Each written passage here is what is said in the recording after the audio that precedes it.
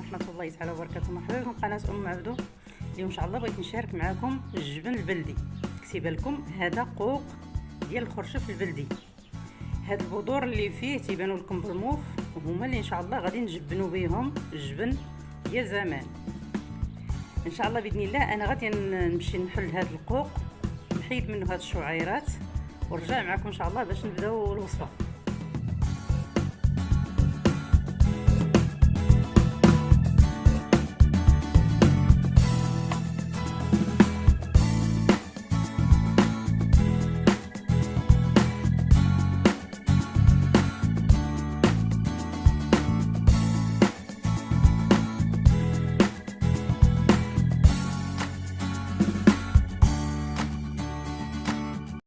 البنات انا رجعت معكم باش نوجدوا الجبن البلدي ديال زمان.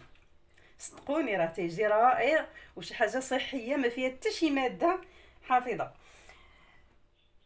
بالنسبه للمقادير اللي عندي نص لتر ديال الحليب وعندي 2 معالق ديال السكر، وممكن ما ديروش السكر كاع، السكر تيبقى على حسب الذوق.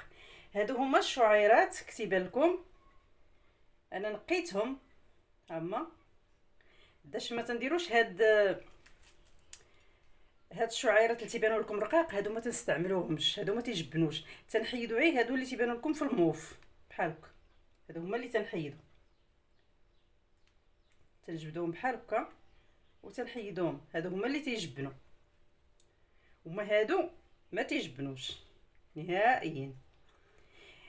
دابا الا ما لقيتوش القوق، بالنسبه للبنات اللي غادي يبقاو يقلبوا على القوق تيكون غير في هذه الفتره هذه تيكون موجود هذا القوق البلدي. الا ما لقيتوش ممكن تمشي عند العطار تتقول لي اعطيني الحك بحال هكا، الحك اولا الحكه. هذه هي باش الناس يديروا باش تيسميوها. قولي ديال الخرشف البلدي بغيت نجبن بها الحليب، غادي يعطيها لك، ولكن تتكون يابسه، تتكون في هذا اللون هذا، ما تتبقاش بحال هكا موف. انا تنشرح للبنات المبتدئات اللي ما عارفينش، وما العيالات اللي في السن ديالي راه عارفين هذه القضيه. هذه هي ملي تيتيبس ما تتبقاش بحال هكا في هذا اللون ديال الموف. دابا غير ملي تتفتح الورقه، عفوا ملي تتفتح الورده ديال القوق باش يولي هذا اللون هذا موف، ولكن ملي تتيبس راه تيتبدل ليها اللون ديالها. صافي هذه هي المعلومات اللي بغيت نعطيكم.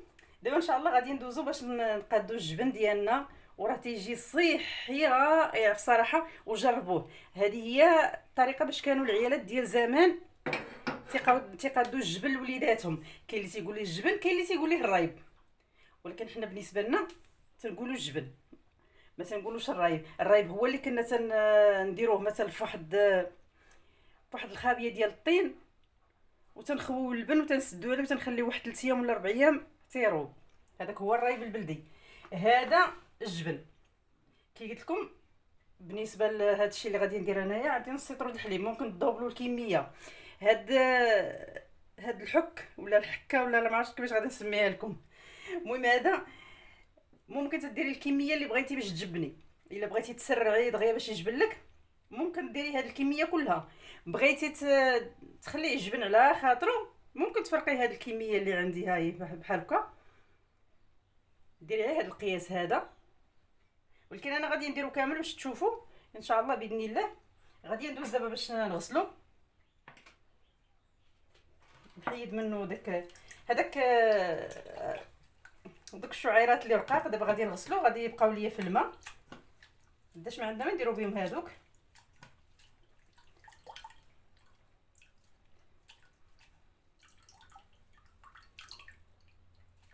صافي ها هو كتيبان لكم هنايا هذوك الشعيرات كلهم بقاو في الكاسرونه. شفتوا؟ دابا غادي نحيدهم. غادي نجيب واحد الكاسرونه فاش غادي نفيض الحليب.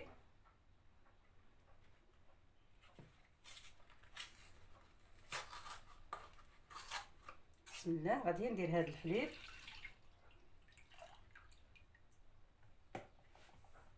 نزيد عليه السكر، وكي قلت لكم ممكن ديروه بلا سكر، السكر تيبقى على حسب الذوق. وغادي نزيد هاد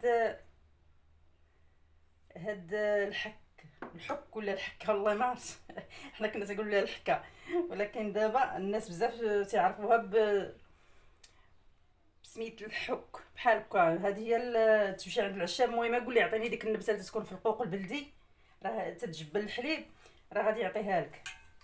صافي دابا غادي نحطو فوق النار، هي كتتبان لكم. غادي نحطو فوق النار حتى يغلي، باش تطلق لينا ديك الماده اللي في هذاك، في هاد النبته ديال القوق، البذور ديال القوق.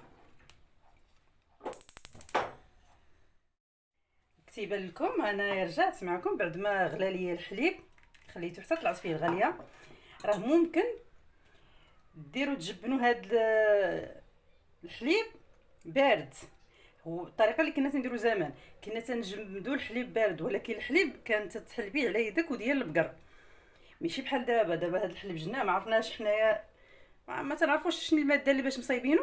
داكشي علاش تنفيضوه دائما، تتغلي الحليب باش ما يضرش لك وليداتكم. ولا كنتي حلبتي على يدك وديال البقر، انت عارفه شنو غتعطي لولادك. نديروه باقي بارد، تنديرو فيه داك الحكه، ولكن كنا تندقوها وتتخوي داك الماء ديالها. كاين شويه اللي ما تيستحملش داك الماء ديالها، تيبان لك اللون ديالو بحال الكحل، تيجيك بحال شي حاجه مسخه. داكشي علاش نديرو هاد الطريقه هادي، نفيضوا الحليب. وانا غنوريكم كيفاش غادي نديرو لهادي. تنجيب شي كاسرونه اخرى وتنصفي فيها بحال هاد الطريقه، بحال هكا، باش ما يهبطوش ليا دوك الشعيرات. شفتوا؟ وتنخلي واحد شي شويه في ديال الحليب في هاد الكاسرونه، تنشدو غير بالمعلقه بحال هكا، وتنحاولوا نضغطوا عليها باش تطلق لينا ديك الماده اللي فيها بحال هكا.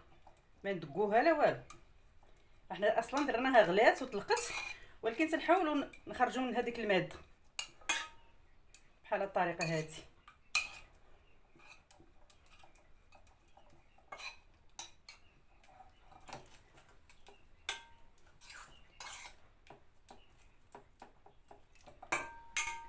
بحال هكا، وتنخويو دابا هاد الشكل وتنخويو.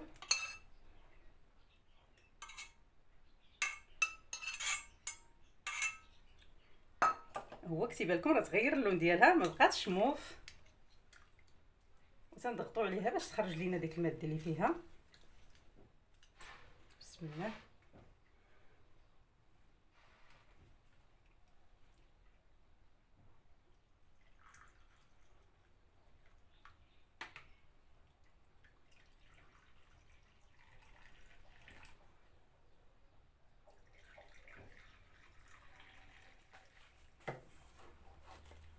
انا غادي نغطيهم بالسلوفان ونخلي ما في هذا المكان حتى يجمدوا، بلا ما نديروا لهم ملايه بحال الراي بلا والو.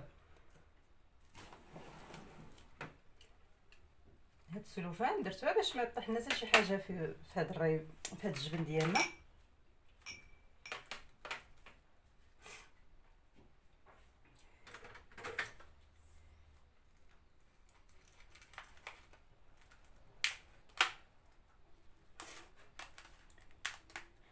حنايا درنا الجبن طبيعي. كاين الناس بزاف اللي تيبغيو ياكلوا شي حاجه تكون طبيعيه، هذه هي النبته اللي يمشيو ياخذوها، راه موجوده عند العطار.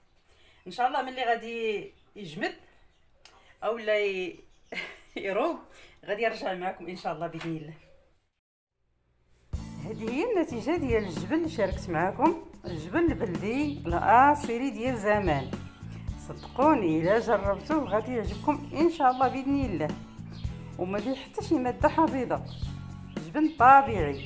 ونتمنىكم تجربوه وبصحه وراحه.